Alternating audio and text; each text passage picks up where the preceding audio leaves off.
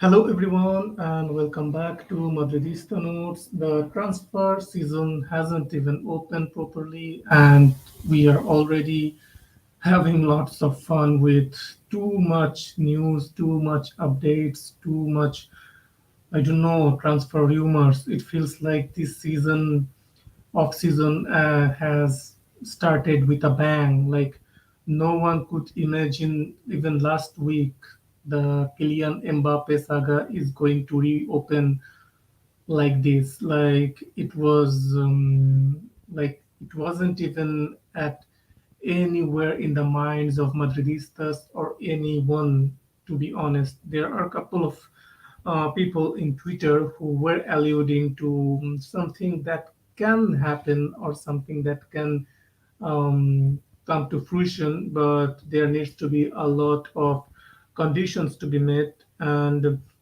it looks like the conditions are being met. The bombshell dropped yesterday that Kylian Mbappe has sent a letter determining it's a legal letter. It's a letter that specifies that he will not be opting in, meaning that he will not take on the option that triggers the 1 year extension of the contract extension that he agreed last season after rejecting Real Madrid's offer. It was 2+1 offer where his contract is supposed to finish in 2024, but he had the option to extend that contract for a further year. But he needed to extend it before 1st of July. So he has confirmed and he has sent the letter to the PSG PSG board that he is not ready to trigger that extension. So that story has been released to the media, but there is a little bit of chess game going on here. It's not clear who has released that information to the media. Of course, the PSG management has been saying that Kylian Mbappe has released this information to the media, but it's not clear.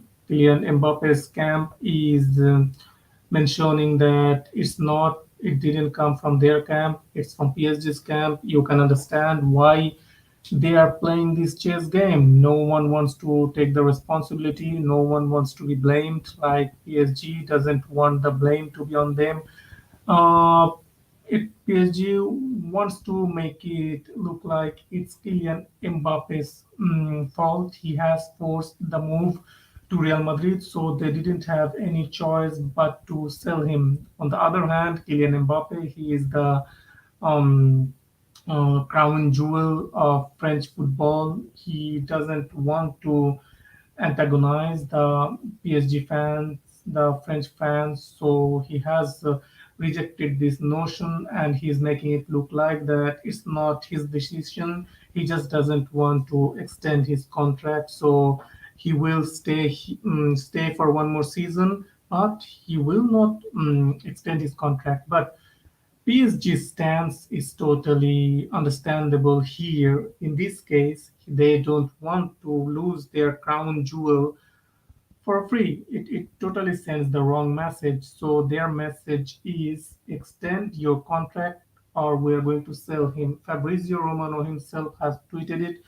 The PSG stance is clear. They want Kylian Mbappe to extend his contract or he will be on the market. That was yesterday's updates. Today there has been a lot more updates, and the update for today is from Fabrizio Romano. Kylian Mbappe is on the market formally.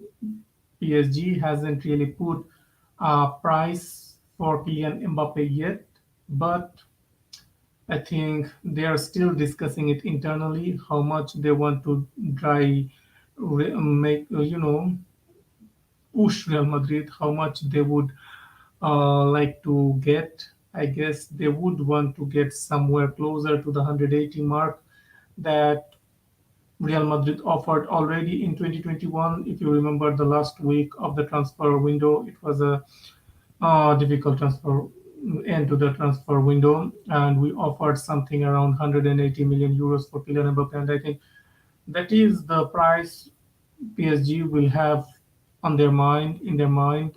That is the price. I think they have around that price, not the full price. They have paid around that mark for Kylian Mbappe, and I think they will push towards 200 million because they want to make it look like it's their win, even though they lost their win. And Florentino Perez is has always been someone when he wants a player, it's really rare that he doesn't get the player. In some cases, it happens, but it's rare.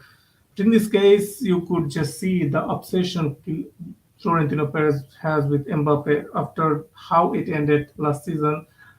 I really didn't think we are gonna go for this guy again, but it's because it was like um, it was like backstab. We got backstabbed. It was betrayal. It felt like betrayal, even though he was not our player. It was betrayal. It felt humiliating. But Florentino Perez and the Real Madrid board never really closed that door on Kylian Mbappe. They always kept it open, gave us hints here and there. And recently, when he was asked, Florentino Perez was asked by a fan about Mbappe, he said he's going to sign Kylian Mbappe, but not this season, next season. And that has ruffled some feathers in PSG board, especially that guy Nasser Al Khelaifi. He is reportedly furious about Florentino Perez confirming that he intends to sign Kylian Mbappe next season, and that is the catalyst. I think that is the catalyst that was the sign from Florentino Perez that we are going to sign you. And Mbappe, after seeing Erling Haaland win everything, just getting records broken here, there, everywhere, being the top scorer in the Champions League, being the top scorer and breaking the record in the Premier League, winning the Champions League, Premier League, everything. And Mbappe can see that he's getting eclipsed not by only Erling Haaland, but even Vinicius Junior. Mbappe is never on the front page in the most important football newspapers and outlets, or even in the forefront of the football fans' mind, because he doesn't play in a league that's an elite league. It's a French league. It's called Uber Eats. People call it Farmers League, and I wouldn't go that far. But it's not a league that, yeah, that it's not a league where the best of the best you can gauge the you know the extent of their ability. It's like for PSG, it's just nothing. If you do not go deep into the Champions League, like they didn't go this season again, the last 10 games of the season, last 10, 15 games of the season, it's just, have no meaning to them anymore. It's just boring to them. So if you want to express yourself and build your legacy, if you want to be the best in world football, you cannot do it while playing in the Uber Eats league. You have to make your move to the Premier League or to La Liga at the very least. Serie A is rising, but Serie A, I think, is still behind. Serie A, Bundesliga are still behind La Liga and Premier League. But if La Liga keeps that um, like really, really incompetent people in charge, like Javier Tebas, La Liga will keep dropping, but still, you need to bring in the star power that Real Madrid is bringing by bringing Kylian Mbappe. And I think it will get a lot more attention again because people tune in to watch the best players in the world play. And I think I was losing a lot of interest in watching matches in La Liga because it felt really not fun. So I guess we will get to watch something different. And Kylian Mbappe saga, I see that it could end before even at the by the end of June because There are rumors that there is a huge loyalty bonus as soon as the season finishes, meaning the June and the balance sheet and everything renews from 1st of July. If Kylian Mbappe is in PSG on 1st of July, then he will need to be paid a huge amount of loyalty bonus. And of course, if PSG doesn't sell him after if PSG sells him after paying that huge loyalty bonus, it's counterproductive. That's why I think if I think now that Kylian Mbappe has shown he has shown that he wants out by it's just forcing PSG's hand, to be honest, in the most non-confrontational way, because PSG and Kylian Mbappe has a contract. It's 2+1. It's up to Mbappe if he wants to extend it, and he is not obligated to sign that extension. And so, if you want to sell him and not losing for free, you have to sell him now. Otherwise, you're losing for free. And Kylian Mbappe has made it clear that he will stay one more season. If Yeah, he will stay one more season. He has posted on Twitter that the reports about him wanting to leave to Real Madrid are lies and stuff like that. But it's just a chess game where doesn't want to make it look like he wants to keep that illusion around that he is not the one who is forcing the move, and it's PSG who will sell him. So it's fine margins here, but PSG will sell him. The thing is, Real Madrid and Florentino Perez are ready, waiting with at least around 180 million euros to get it done, and it has gone on for too long. I think it needs to end, and it will end. Even Florentino Fabrizio Romano has alluded to it that it's important to Real Madrid that they come out of this Mbappe saga with a win. Real Madrid doesn't want to lose out once more. It will look really bad. We are roped into this saga once more, and there is a timetable here. The timetable, I think, is before July. So in the next couple of weeks, it can happen. Real Madrid has the liquidity. Real Madrid hasn't been really splashing the cash in recent years. Buying maximum one marquee player. Like last season, we bought only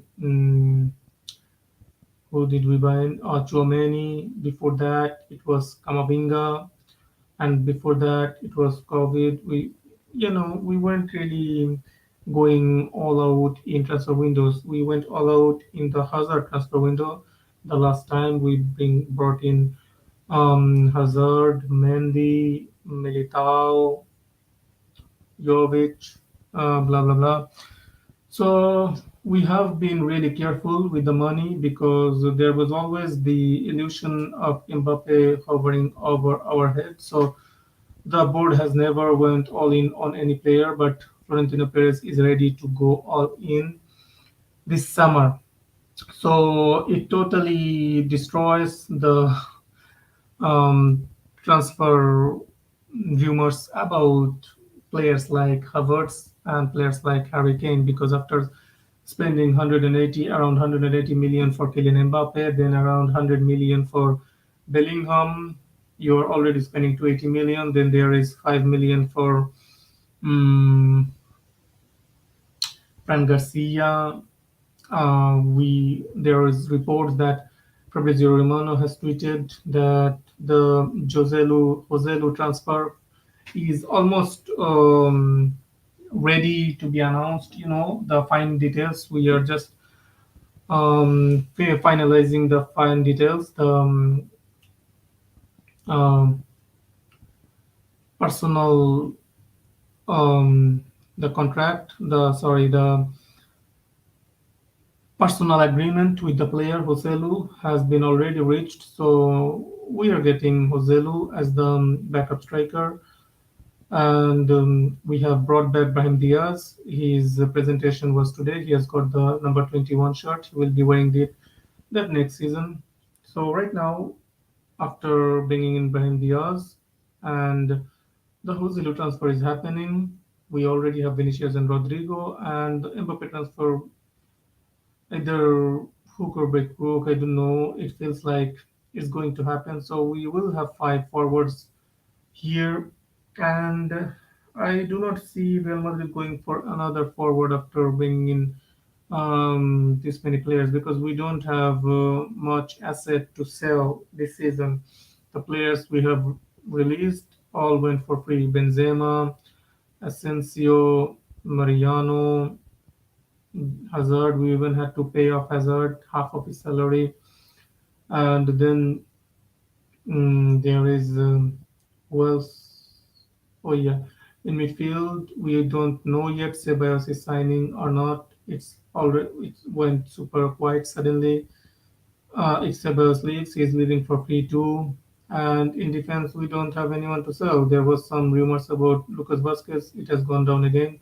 The maximum we could have sold him for is 5-10 million maximum anyway. So we don't have any assets in our squad right now that we are looking to sell to raise money. So if we go for a 280 million to 300 million summer window, I think that's the extent of Real Madrid will go for. So I guess there will be promotion from Castilla. At least one player will be promoted to the first team to fill that void in the attacking position. Or if we retain Ceballos, retain Modric because it's not confirmed yet. Modric's extension too. We can see Modric leaving to Qatar. Qatar has been trying really hard to bring in Modric too. They have, according to reports, they have offered Modric something around 70 million euros per year. Al Hilal, I think, the club.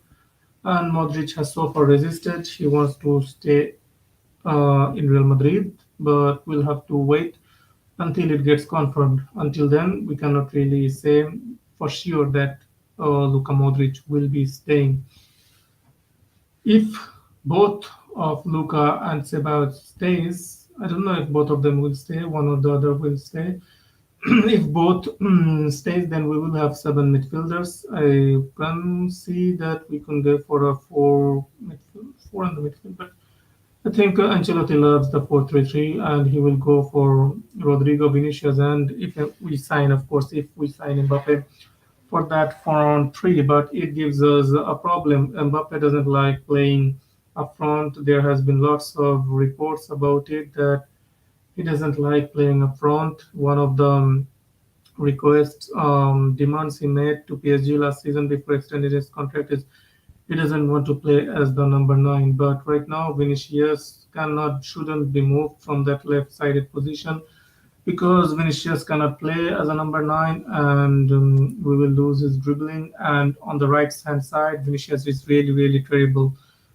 So if you keep Vinicius there, you only can give Mbappe the number nine position or the right wing. So you'll have to decide where you put Mbappe, where you put Rodrigo, because if we sign Mbappe, we are not buying another striker. We are only bringing in Joselu.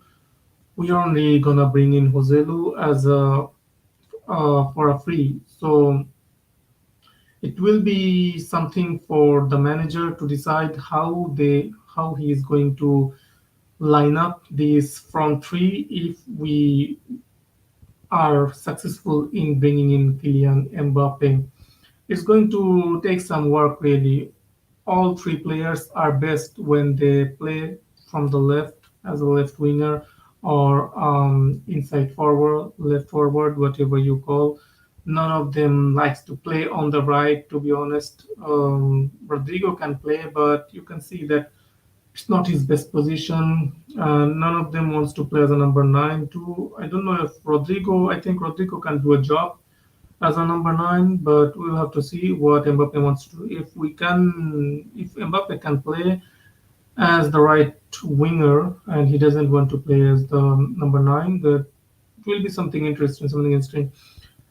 The Other stuff is Carlo Ancelotti. Carlo Ancelotti is still being the Brazilian Federation president is still insisting on Carlo Ancelotti, and I think it would be the best for all parties if Carlo Ancelotti left for Brazil. To be honest, I don't want to watch him um, manage this new Real Madrid. I think, of course, my favorite is Zinedine Zidane. Bring him back. If you have Mbappe, Chouameni, Camavinga, Mendy, so many French players, and of course, the other players he has good relationship with. There is still Modric. There is still Kroos. There is still um, so there are players that he has already worked with. There are players that French players who idolize him. And Zinedine Zidane will get the best out of this team, and you can bet your ass he will win you the league. And in the Champions League, it's Zinedine Zidane. We can always have a case for Champions League when it's Zinedine Zidane. I don't want us to go with inexperienced managers like Xavi Alonso or Raul. They need to work more and prove themselves more. But I feel like Carlo Ancelotti has done went gone as far as he can go with Real Madrid. Real Madrid just should release him from his contract, let him go to the Brazil national team for free. And Carlo Ancelotti needs to understand he hasn't been really working in the little details, the finer details of the tactical side with the Real Madrid. Whenever you hear players give their interviews, even today there was a interview from Miguel Gutierrez that Ancelotti is a really quiet coach. He doesn't talk much. Most of the talking is done by his assistant, which is his son, David Ancelotti. And we have heard that kind of interviews before from Hazard, I think, from other players. There are other players who talks like Carlo Ancelotti doesn't talk much, so I do not really see. It feels like we are being coached by his son right now. He's there to keep up the morale. He's there to just manage the egos, and he has the best relationships with the older players. And you can understand the newer players that we brought in, the younger players in Chouameni, Camavinga.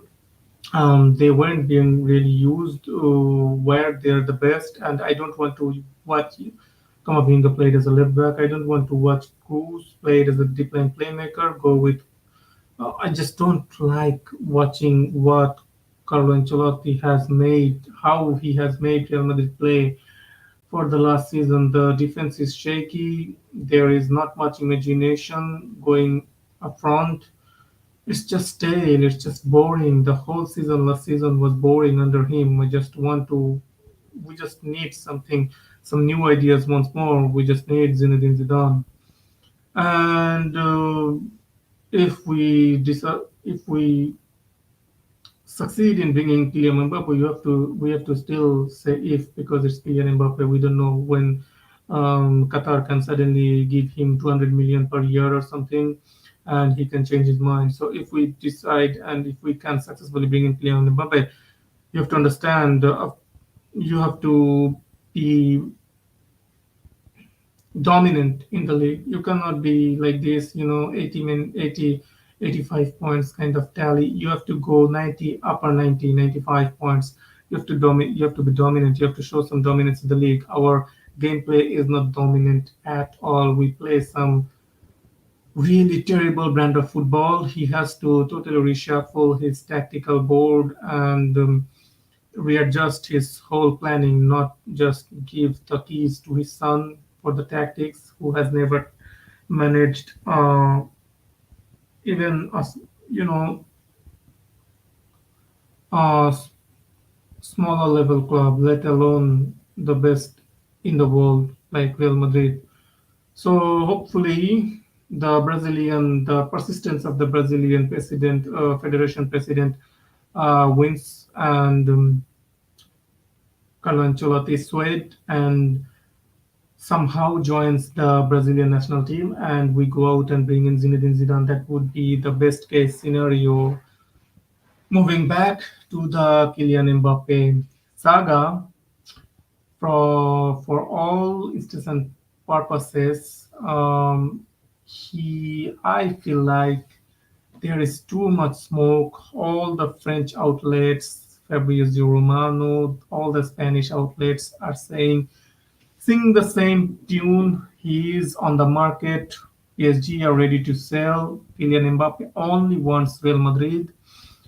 PSG are ready to sell, and they are saying that if you want to buy Mbappe, come in with an appropriate offer. They haven't named their offer yet. Real Madrid are ready and waiting for PSG to name their price. If they do not say some stupid price like 250 million, 300 million, if they say something like 200 million, and Real Madrid will negotiate it to something like a 170, 180, because that's the ballpark everyone is talking about, and that's the ballpark we presented last time, and that is the offer, that is the amount I think Real Madrid will decide to go for, and that instantly closes the door for players like Harry Kane and Kai Havertz.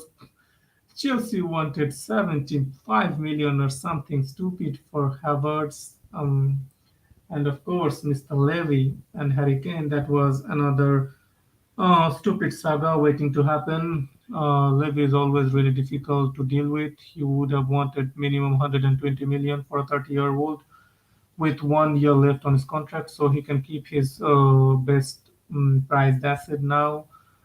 Chelsea can keep their overpriced player for 75 million, make it 100 million, keep your player. But if it falls off, we'll have to go into the market once more. But for now, it's looking encouraging. If it's going to happen, we just have to accept it. Lots of Real Madrid fans are really scarred by the last season's fiasco and the other seasons too, because it has been going on for the last 4 or 5 seasons. It didn't really start now. So they're scarred, and that's why they are really defensive about it. But I don't think the fans would mind too much when he comes, because as soon as he starts scoring goals and winning Real Madrid matches, the fans will get on board, and it's an opportunity. Like right now, I understand how the board thinks. On the market, there is not much of a value. If you're asking for players like Kai Havertz for 75 million euros, 30-year-old strikers for 120 million euros, and then after Hurricane Lewandowski, there aren't really much in the market. Players like Osimhen will cost 150 million euros. You don't know how will he will cope with the pressure playing for a team like Real Madrid. Kolo from German from the Bundesliga. The Bundesliga strikers can be Fugazi.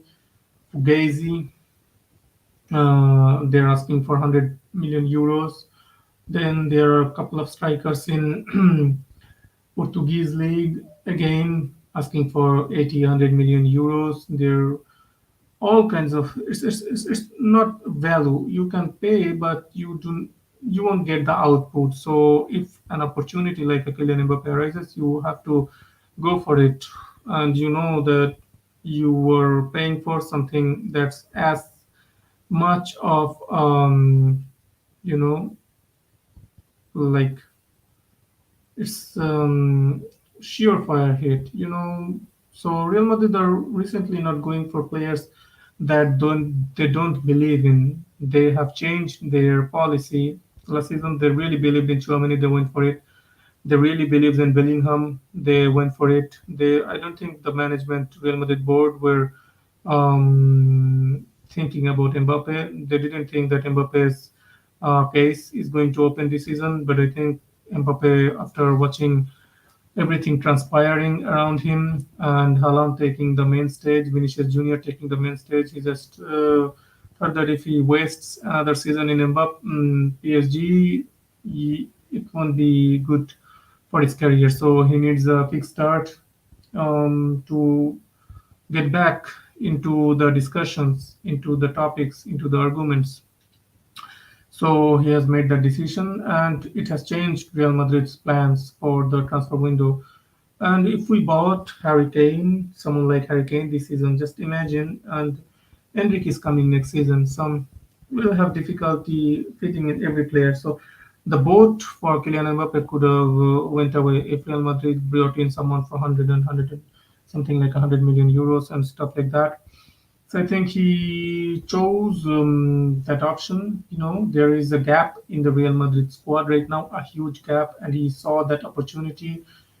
He wants to take it with his both of his hands. There is no Benzema, Hazard, or anyone else taking up a spot. To be honest, Vinicius Junior's spot is clear. We have given Vinicius Junior the number seven shirt, so Mbappe isn't getting the number seven. If Modric stays, he is going to most probably going to get the number nine. Only if he comes. Only if we do not know. This saga continues and is going to continue. Is going to get clearer in the next week, I guess, because it looks like it's there were even reports that the Emir of Qatar, even the Emir of Qatar is done with it. He is ready to sell Mbappe, and the only thing that was the only obstacle remaining was the Emir of Qatar. If even he is fed up, PSG have said that, it came out in the media. Of course, they do not want to rely on one player for their future. Blah blah blah blah blah. So they are ready to sell Mbappe, and Real Madrid are ready to buy. Let's make the deal. Real Madrid, when they are ready and they are confident about the player, they don't really haggle too much. Real Madrid doesn't really haggle too much. When they see there is value in the player, they don't really try to, um, you know, um, get out and go for low blows, trying to low ball and stuff like that. We give fair amount of money to players that we believe in. We like to keep the relationship well, but the relationship of Real Madrid and PSG are already down the drain. But we will still pay. We will pay. So that's it for tonight. Thank you for watching. See you next time. Hala Madrid.